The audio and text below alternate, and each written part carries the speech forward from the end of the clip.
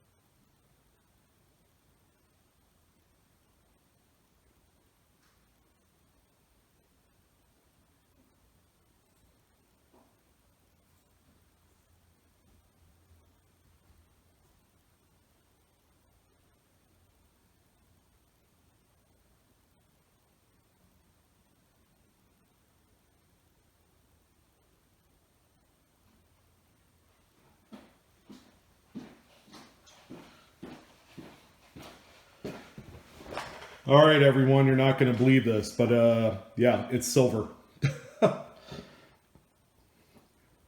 So this 1929 Sweden 25 ore. I think I pronounced that correctly. I have owned a few of these, not a 29 specifically. 1.1 million pieces minted. It's 0.60 fineness in silver. Melt value is 68 cents. It's small. It's smaller than a dime. So that's why,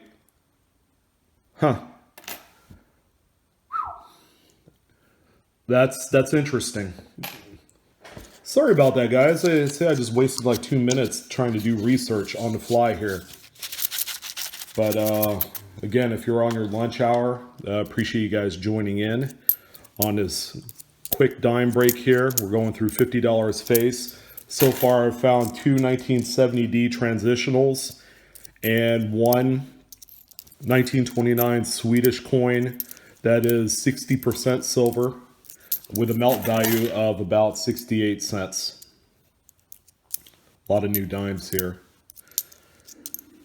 Plus, if you're coming across some really nice, brilliant, uncirculated newer dimes, it's always good to, cherry pick some of the nicer specimens in there. 2016, that's in really good shape for being 2 years old. See that one there? I think that's a date I need as well. There you go. Looks like it belongs in the BU roll, but we'll put that one aside. Let's see, 74. I believe I need the 16D, 16P, and 15D, if I'm not mistaken, as far as the BU coin for my folder. So we'll see how we do here. 91. So how's your guys' afternoon? Hopefully everyone's doing a-okay. Furthermore, some of the upcoming auctions have some really nice pieces, stuff that you don't traditionally see during the middle of the year. Ooh, this one has an address on there. Yeah, let's see if we keep that one hidden. It's an older wrapper, I guess. Maybe not too old. Maybe these are still available, brand new. But let's see. No silver in there. Some prominent pieces coming to the market, and this one has pretty good deteriorated dye. The devices are all mushy on there. Anyways, the coin market's heating up. Some of the coins that have sold in the last few years have jumped up in price by about 10%. So some of the key dates, coins, like there's for example, a 1934 S, I believe, piece dollar that just sold. I believe it was on Great Collections for $17,000. And it's about $2,000 more than the previous example that sold in 2015 of the same grade. It was a mid-state 65 plus. If I'm not mistaken, that's sold. This one has a pretty gnarly looking misaligned die. Nice chunky rim on the left side. Unfortunately, it's not dramatic enough to save, but you find stuff like this all day long in these rolls. But anyways, some of the major publications like Coin Week and all that were using that specific coin as a measurement of what the market is doing right now. Now, in terms of the rare coin market, it is robust. It's very good. It's healthy. Let's see this one right here. Looks like no silver there.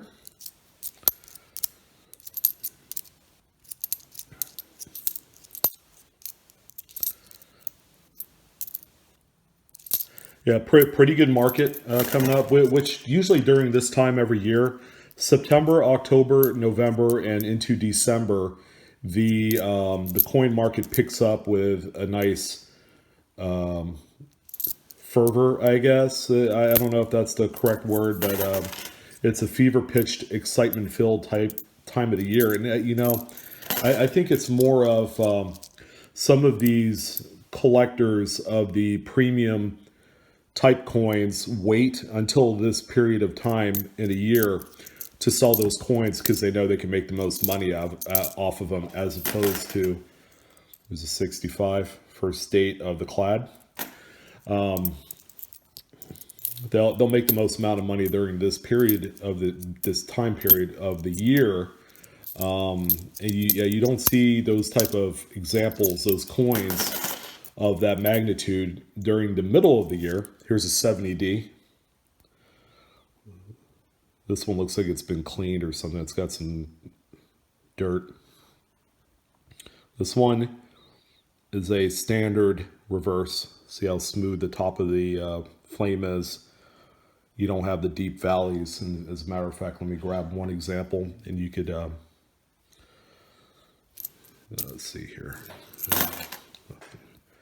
Nothing fantastic there. There we go.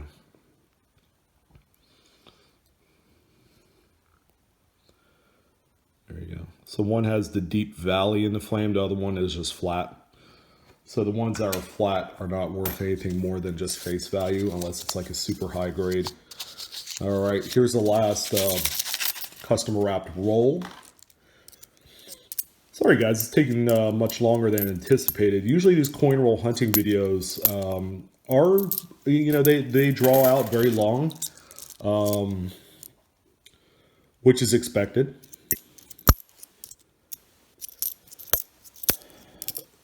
So I've been posed with the question, why don't I do any live videos and live feeds? And that's actually a phenomenal question, and I get that on a number of occasions.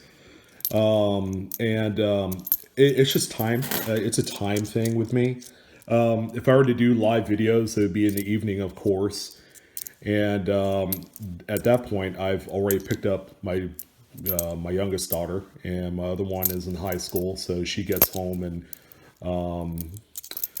I help her out on occasion with homework and stuff like that. And then my wife gets home, and I am bogged up all the way up to about 11:30 when everyone starts to head to bed. And I'm Pacific time, so by the time that happens, a lot of you are already asleep on the East Coast, or burning the midnight oil, working, or doing something that's otherwise keeping you guys busy or so on. So when that time occurs, so our first roll, this might be a solid 2018 roll. I don't know, we'll check it out. If it is, I'm gonna go through the first few coins, and yeah, look at that. I'll go through the first few coins and I'll pull out the best specimen out of this. I've received 2018 dime rolls from the bank before, and I never had the opportunity to go through them for a really nice sharp example with a full torch, but I'm going to do that on this video. I probably won't reply, with anything of note, but see, this one might be another 18 roll also, which is good news for you guys because you don't have to watch the whole thing. Yeah, see that, brand new. So we'll put that aside. How about this one? This one might be 18 also. If you guys receive these type of rolls, all is not lost. These right here, if you hoard rolls like this, in 5 years, they're going to be worth money. Okay, they're worth double face, because at that time, graders will have adjusted to the grading reports. Man, did I just get 5 other rolls of 18? I'm not complaining, believe me. And people are going to be looking for these coins in VU shape. Usually 4 or 5 years. That's kind of like the marquee time frame in which the coins build value. Yeah, here's another 18. Oh well. Shortened video, so let's do a quick little recap on this one. Here's a really nice, again, 2016D, which looks like it's devoid of a lot of contact marks, which is superb. That's going into an album. Nothing special there. We found two 1970 transitional reverse coins. One is a Philly, one's a Denver. Rarity factor, they're about the same for both these mint marks, excuse me. The 69 is what you need to find. That's the most difficult and the most valuable. The last 69 coin with the transitional reverse that I had found, which was about 6 years ago, and I sold it for, I believe, $25 in this condition. I don't know if I could get that same amount of money today, because the price on modern varieties has dipped quite a bit. And the jewel, I think, of the whole thing. I mean, the transitionals are nice. 1929 Swedish 25 ore. 60% silver. Again, it's worth about 65, 70 cents, somewhere in that general vicinity. But that's super surprising to find something like that. I think whoever had submitted the rolls or sent them to the bank for deposit didn't quite know exactly what this was and just threw it in there as kind of a filler coin to complete a full roll. But that wraps up the dimes, as you can see. I did find a foreign silver. The two transitionals is worth about collectively between $1.60 to $2. And I found that one really nice 16D. So that wraps this one up. You guys stay tuned for the big one, the big kahuna, the $100 face quarters, which will come right after this. Again, please hit like, subscribe, Blue Ridge Silverhound, and hit the bell for instant notifications down here. You'll gain access to all the new stuff. Appreciate it, guys. Enjoy your lunch and stay tuned for the next one.